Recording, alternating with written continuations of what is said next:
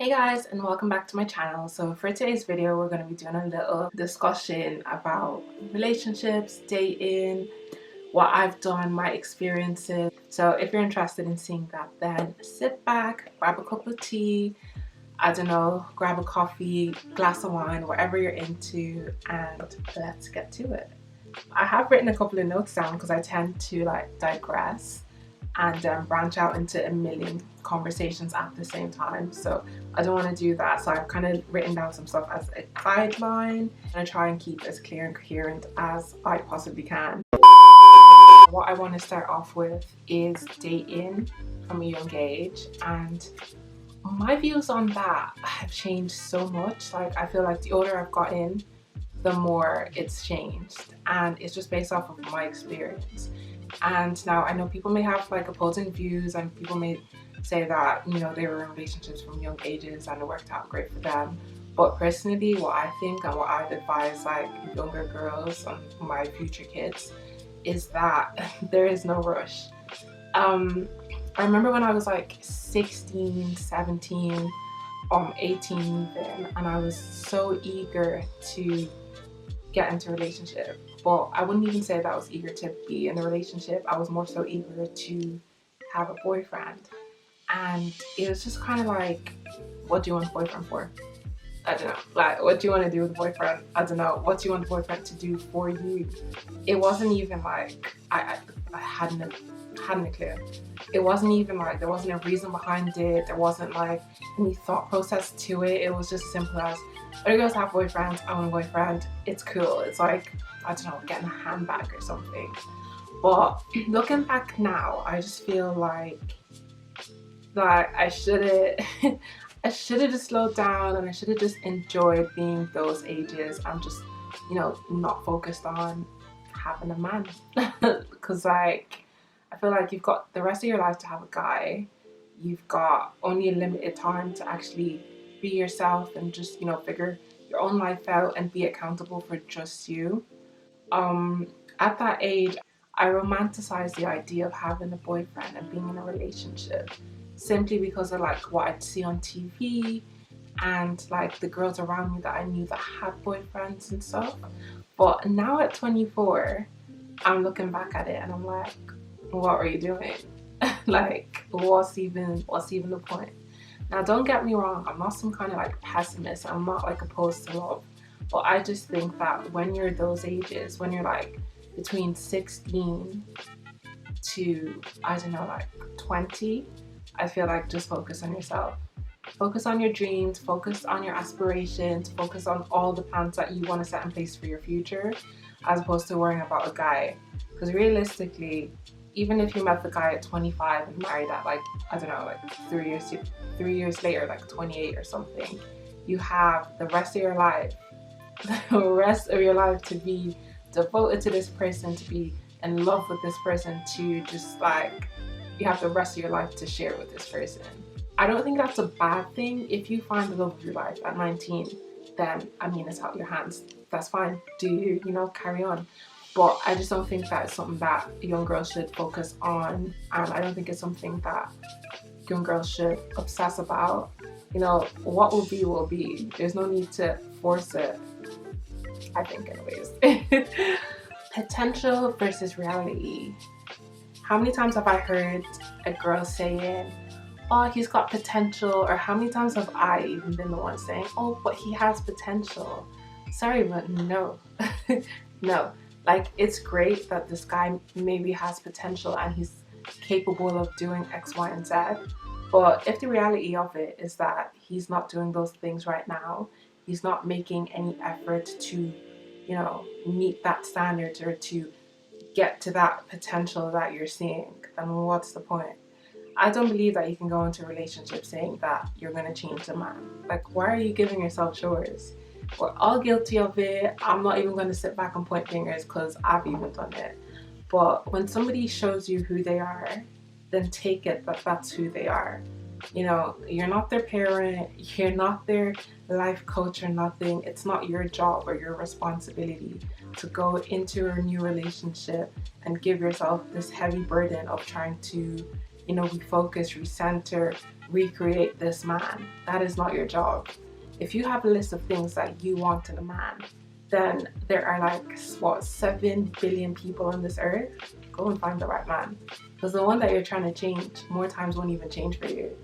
And then what will happen is that you'll end up wasting your time, and then 2 years down the line you see him and he's the perfect man for somebody else that he wanted to change for.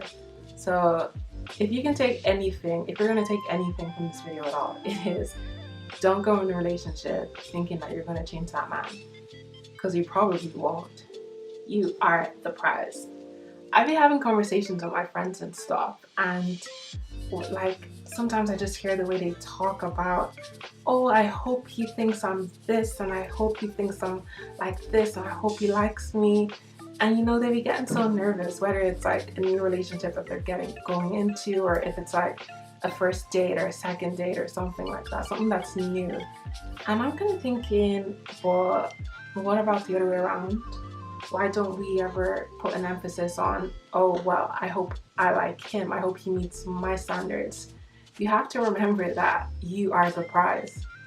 You, not him, you're the prize. You're the one that he should be eager to get. You should be going out on that day, going into that relationship or whatever it is, thinking, oh my God, like, by all means be nervous, but don't be nervous about him liking you. Be nervous about him being up to your standard. And not in a cocky way. I'm by no means saying be arrogant or be a dickhead, because that's not the same thing. But you should be confident in yourself and know that you are the one that is being pursued, or should be pursued, not the other way around. Not the other way around.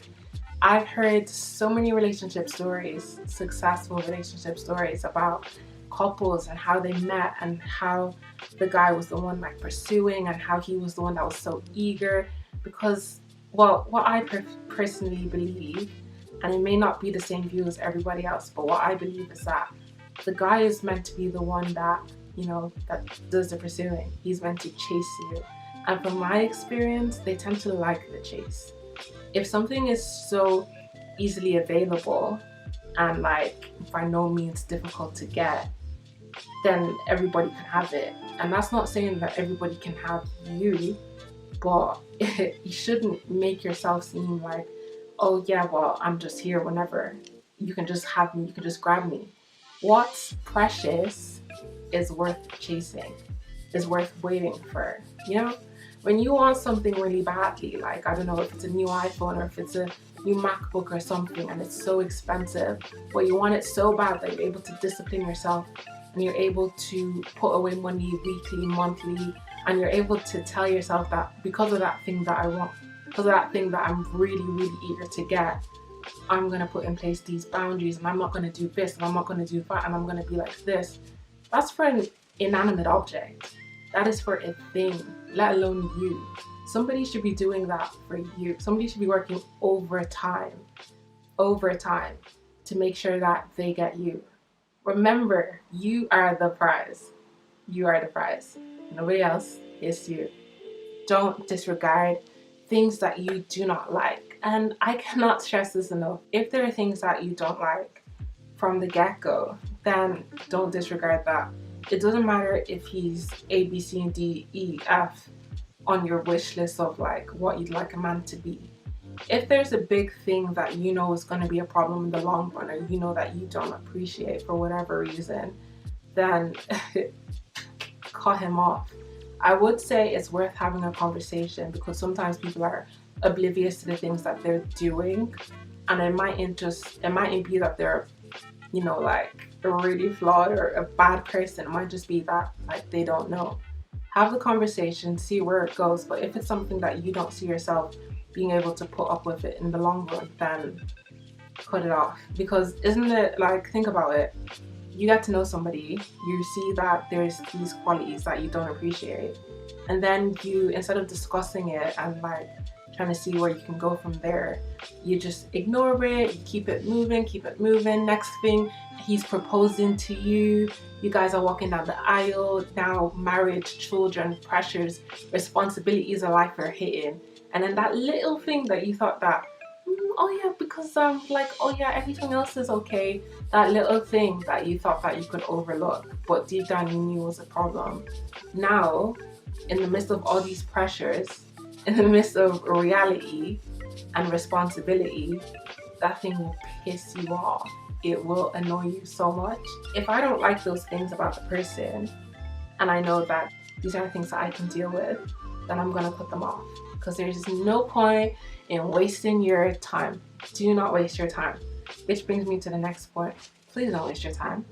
I feel like from the beginning of the interaction with this male or female, you're gonna know. I don't think it takes 10 dates to figure out that you're not interested. So why would you waste your time? The quicker you nip it in the bud, the quicker you can move on with your life, the quicker you can, move on to something else, move on to something better, move on to something that's actually for you. There's no point in, hoping and praying and umming and ahhing. Like, it's like, it may take a day or two, it may take a couple of conversations on the phone, but by no means will it take anything more than a month to really know if you're into somebody or not. And I just think that, why would you even go through the whole process of like stringing somebody else along, wasting your own time, investing your time? Your time is valuable. Your time is valuable. So why even go through the bother of all of that if deep down inside you know that he's not the guy for you, he's not what you want? Don't waste your time. Whenever I watch videos about relationships and dating advice, it's always kind of has a negative like taint on it. I feel like a lot of them kind of focus more on the negative aspects and what you shouldn't do and this and that and that and this. But what I want to kind of bring this video back to is the fact that love is actually a beautiful thing. It's actually a really beautiful thing. And when you are in love and when you're with the right person, you'll be cherished, you will feel loved. And it's just important to remember that you only get one life. There's no point of compromising. There's no point of, enduring things that aren't for you, enduring things that are causing you pain.